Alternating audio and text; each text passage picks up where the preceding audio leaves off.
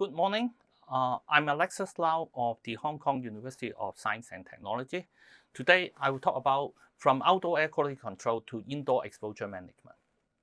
For a lot of people, air quality is having this idea that, well, outside air quality is not good, but we have a lot of things to do. There's not much we can do about it. In the past few years, we have been working on a project called Personalized Real-Time Air Quality Informatics System for Exposure. We call it PRAISE for short, and since we do it in Hong Kong, we call it PRAISE Hong Kong. The idea here is we want to empower the public with very high quality personalized air quality information so that they can help themselves. In case of bad air pollution episode, they can reduce their own air pollution exposure and hence protect their health. More detail of the information can be seen on our website, praise.ust.hk.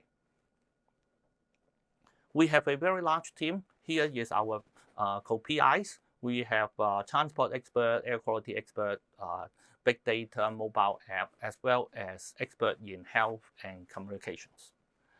The first phase of our project is to develop a highly accurate and real-time air quality forecast system that can provide accurate air quality forecasts as well as analysis down to street level and provide this information to the public using a mobile app.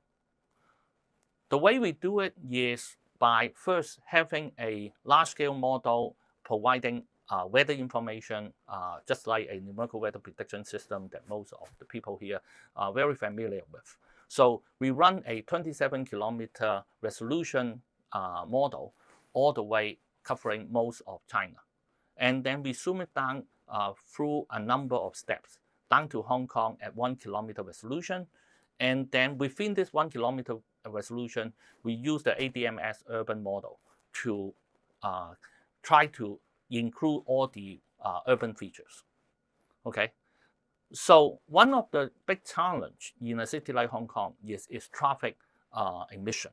So here we work with a transport expert using a model called MATsim, which simulates the traffic in over 30,000 roads in Hong Kong, as well as integrating the transport measurement data from our transport department. So with this, we actually can estimate the traffic flow over Hong Kong at every street. With this information, we actually can have the emission characteristic of all the pollutant, NOx, PM, and so on, over Hong Kong. And we have a very similar system tracking the movement of ships. We have historical data of how ships have been moving, and with that, we can estimate, again, the emission from ships. The final piece is the piece of urban street cannon effect, because we have a lot of high buildings. So there, we can use the urban ADMS to include this street cannon effect.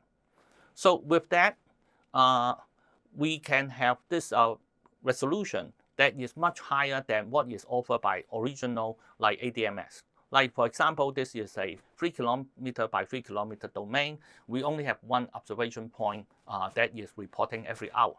With the CMAC, we have 16 points, but with the ADMS, we can go down all the way to 2-meter resolution at the roads, as well as about 20-meter resolution in the general area. Okay, these information are basically combining all the historically available data to make the most accurate forecast with a driven by the WRF weather model. Okay, however, there are also variations in the source, like in the vehicle, which we can get information from our transport department, as well as some online resources, like the traffic information on the road. So we use the big data method using data analytics to read the real-time information and then combine it with the forecast, detailed forecast, to get a much higher resolution as well as accurate real-time information. So for example, you can see here our output from different systems. The green one is the CMAP model at 1 kilometer domain. The orange line is the ADMS urban, which kind of can enhance our simulation of the urban effect. But you can see that the ADMS urban sometimes match very well, but sometimes it's not as good.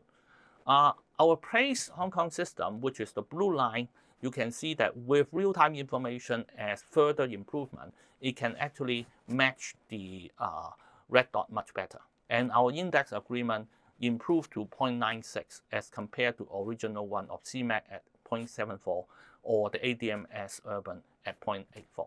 Okay, this is for the one of the parameter. We actually check many other parameter, and we can show that for all these parameters all through the year, the Place system can give a better result compared with the old CMAC or just the ADMS. We have now put this system into a mobile app and place the mobile app on the App Store of Android and iPhones. If you want to get it, it's called using the phrase Place Hong Kong. You can see it on the App Store. So this system can give very detailed information about what is the air quality around you, as well as if you are interested more in pollutant concentration or health risk, the app will provide that also, as well as the forecast of air quality for the next 2 days. Okay, so by doing this, we actually complete our mission for our first task, which is having air quality analysis and model for a few days, as well as putting the information in the public's hand. We launched this last year, in the middle of last year. In the past year or so, our main effort is actually in the second part, which is to try to give exposure information, not just air quality, but exposure information by integrating the air quality information we got, as well as the tracking of the user as they move from one microenvironment to another. Okay, but to understand the air quality in different microenvironments, we have to really use new technology, because the existing old type of sensor is too bulky, they are not really useful. So we have developed some sensor which can measure that. And Professor Ling Ji will be talking about those later.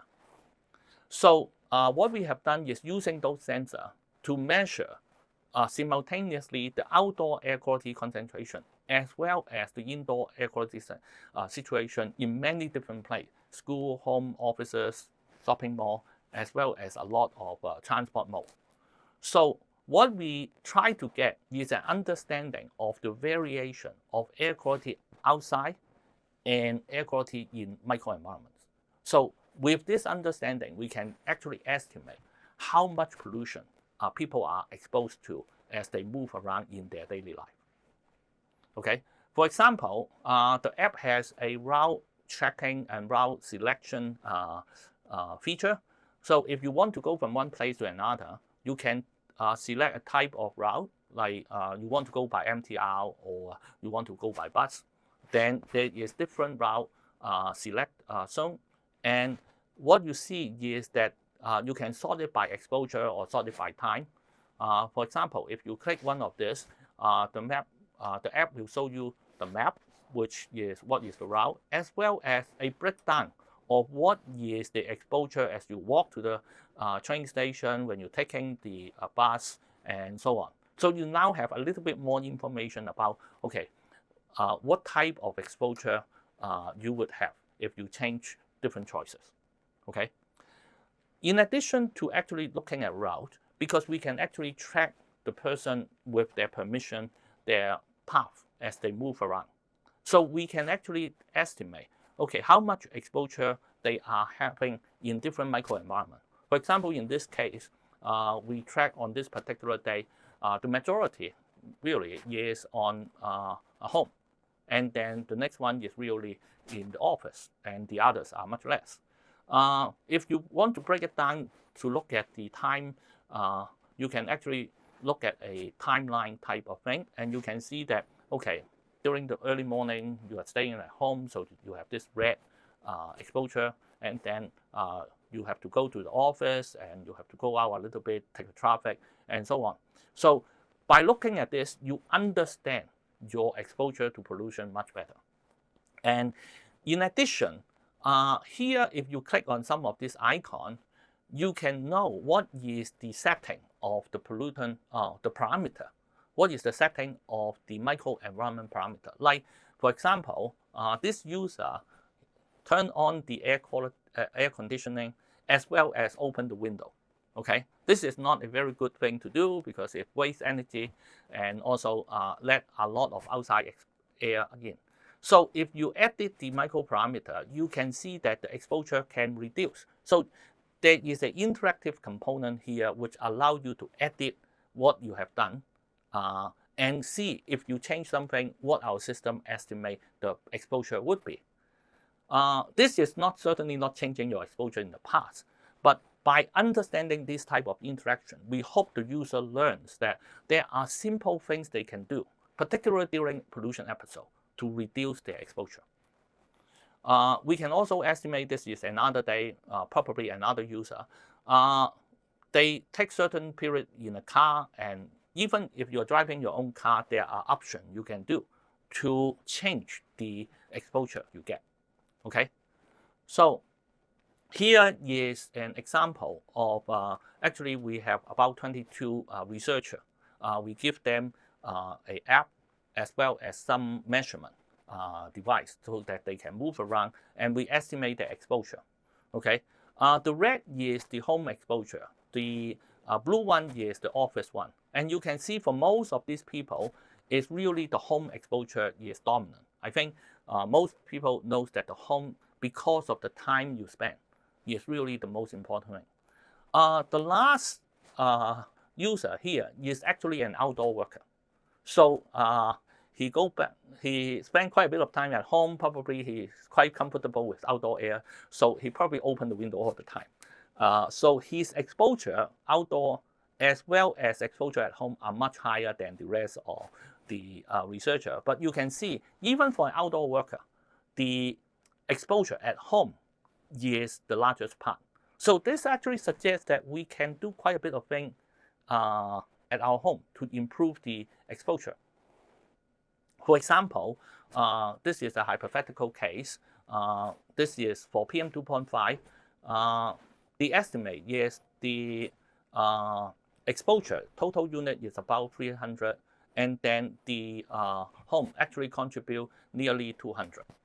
If we can use some simple thing like closing the window or even using an air filter, we can reduce the exposure by maybe 2/3 with these type of small changes. And the overall exposure actually reduced by 40%. We are not considering even any change when the person moves outside. Okay, so this is quite important concept. When we think about air quality control and management, we know that the Clean Air Act of 1970 is very important to change our thinking from controlling individual source in terms of emission to the air quality management of trying to reduce the outdoor air pollutants to protect public health. We want to say, actually, beyond controlling the outdoor air pollution, since people are spending so much time indoor, it's very important for us to also understand there's a lot we can do in exposure management by looking in what we can do ourselves, as well as what buildings can be configured in such a way that they can help improve the air quality for the public. Thanks a lot. This is my talk.